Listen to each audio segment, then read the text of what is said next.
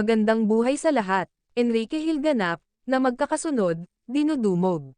At siksikan, ang mga tao. Sa bawat pinupuntahan ni Ken, na lugar, ay sobrang init, ng pagtanggap sa kanya. Yung tili, at sigaw ng mga netizens, sa paglabas ni Enrique Hill, sa stage. Ay sobrang nakakatouch. Obvious, kung gaano kamahal, ng mga fans, si Enrique Hill, mula noon, hanggang ngayon. Walang kupas, ang mga fans, sa pagsuporta, sa King of the Hill. Siya lang, ang bukod tanging artistang lalaki, na lahat ng fans, kung pwede, kaya niyang lapitan. At pagbigyan, para makapagpa-picture, sa kanya. At walang pinipili, consistent din, ang kabaitan ng binata, sa mga fans nito. Mapabata man, o matanda. Very cool talaga, si Enrique Hill, sa lahat.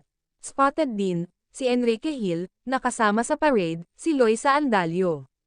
Kung napapansin nyo guys, marami ang gustong mayakap, si Enrique Hill. At game na game naman, ang binata, sa mga fans. Ganyan kasi si Enrique, walang arte, walang imi. Kaya ang daming nagmamahal, sa kanya. Spotted din. At magkasama, ang King, and Queen, sa dance floor. Na sina Enrique Hill, at Maha Salvador. You call me señorita, always I could